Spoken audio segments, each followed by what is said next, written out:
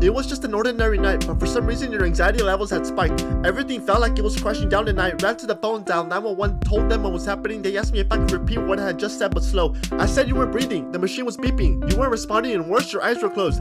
I feared the worst, all hope was lost. Right in front of my very own eyes you were gone. Or so I had thought, cause out of nowhere God must have said, not just yet. Then he reached down and opened your eyes. The machine no longer beeped, your mouth opened and you could speak. You looked around as if to see where you were, and for a quick second it was a true mystery. From the door came a knock. I rushed to it, opened it, and he must have been wearing 60-inch boots because he was very tall. I pointed down the hallway. When they went in, they saw a young man in his mid-20s in some type of condition, and his frantic mother and brother explaining why we were in this position. To this day, I have no idea what happened that night. You lost consciousness for a few minutes, maybe you fainted, who knows, but I'm just glad that you woke up and made it. The paramedics decided it was time to leave. After all, he was awake, he was fine, there was no emergency. Even though they offered to help, you said no. Well, there's nothing we can do, so at the end of the day, it was up to you. With them gone, we were alone with our thoughts. Who knows what the future holds? After all that's happened enough tonight? How much longer can this go on for, and how much more can you take? Our questions would soon be answered, and they would arrive no later than a number of days. 1,814,400 seconds, 34,560 minutes, 504 hours, 21 days, 3 weeks is all we would need to endure. But it did not feel like it took that long, you can rest assured. Because when the time was up and that day arrived, it felt like he crept up on us out of nowhere without a second warning. It would have been another regular night, a Thursday to be exact. Only it wasn't. For some reason you couldn't find comfort. It was time to sleep, but you couldn't relax. You had been fidgety, an hour passed, then another. Something was off, but mom wasn't completely sure what to think, and on your bed you would continue to turn. It wasn't around 2 a.m. when things got their worst. You kept needing to suction, and the intensity of it would only burn. It wouldn't stop coming out, and it was almost like some drain pipe had burst. 3 beeps woke me up. I came into your room, and mom was in a rush. I watched as she began to rush suction after suction. There was only one fluid coming out, and it was red like blood. I guess something had told her to get ready because her bedding on the floor had already been picked up. Next, she went to the closet to gather a few clothes and stuff. She came back to you, kept suctioning, but she knew no amount would be enough. I didn't even hear that, but the door was already open and the paramedics walked in. She must have called before her, knowing that deep down this was the end. She felt it, she acted, and all that was left was for her to step aside and with the gurney being brought to his bedside, leave it up to them. It didn't take long for the paramedics to guess what was happening. One look and they knew what needed to be done, but first, into the ambulance. Next, stopped the hospital with the portable bed set up. He was lifted from his own and placed onto theirs. I was at the other end of the hallway next to the door, and on your face was a stare. Not at me, but up straight. Those 3 seconds where you rolled through the hallway were the last I saw of your eyes open on your face. Those few seconds when you knew something wasn't right, as you were escorted out the door, would be the last time that I would see you alive.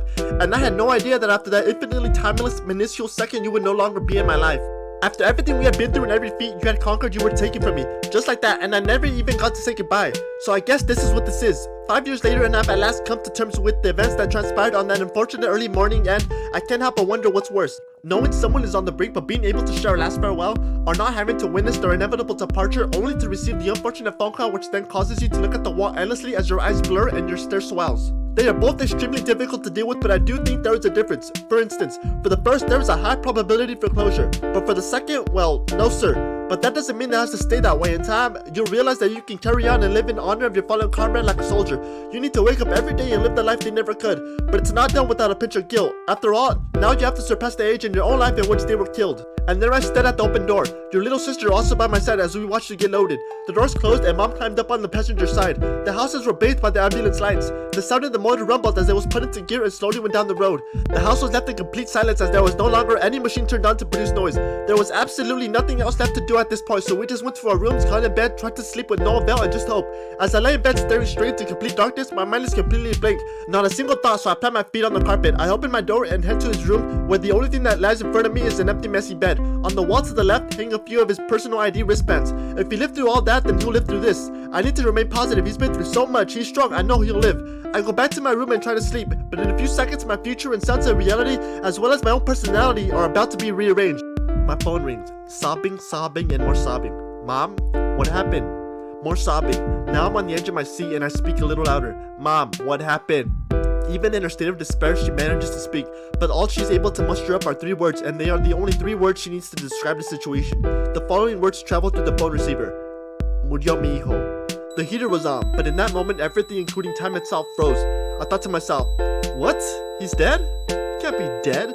I break through the ice that's keeping me in place. I rush to my sister's room and begin to knock like I've been turned crazed. She opens and takes the phone. That's when gravity seemed to pull me down with its arm with my back against the wall. I was brought down to my knees. Without even thinking or trying, the tears in my eyes started to stream. I began to cry like I've never cried before. I cried as if I had to fill a bucket with my tears in under a minute. I cried as if my life depended on it. If I didn't cry the way I cried that day, I would have died. My sister hangs up, I walk in, and a second later we both feel what's coming. We extend our arms and we hug. The clock strikes 3 a.m. You were only 25, about to celebrate in 5 months. One by one, phones start to ring. A few miles to the west, a few miles to the east. One by one, people are being awakened from their sleep.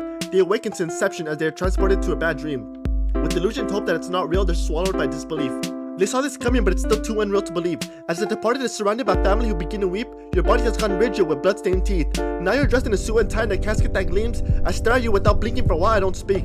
I don't know what to say, so I remain silent and just stay standing. The rest of the room fills with acquaintances, and there is an increased volume and chatting. There is music buzzing through the speakers, a scream with the montage, and now it's time for prayer. We bow our heads, close our eyes, one more viewing will be held later. And this is it, the final one. The casket is open one last time, my heart beats like a drum. I still don't know what to think, as half your body is exposed. Flowers decorate your bottom half with different colors. I see a red rose. My mouth never opens, and once again I don't speak.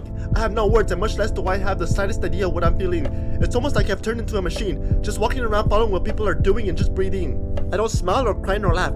I don't feel happy, angry, or sad. It's like I've been here before, and all I have to do is follow my script to my act. But after a while, a thought does enter my brain. It isn't until you're in the ground that I think, what now? Things have changed. After so long and an overwhelming amount of anticipation, I now find myself struggling to speak your name. At home, I'm starting to have trouble playing our games. Just yesterday, we were watching you be put down slowly as cement covered you with dirt and closed the hole to your grave. Every month, real epic flowers will now continue to be placed. Every season, decorations will be bought to go with the events as they change. You will now hear footsteps above you every weekend as we say hey. You will now hear singing as we clap and yell, wishing you a happy birthday. It's been a few months, now years, and Mama is the only one who's able to speak your name. Every time we leave, it's always, we'll see you again later, son.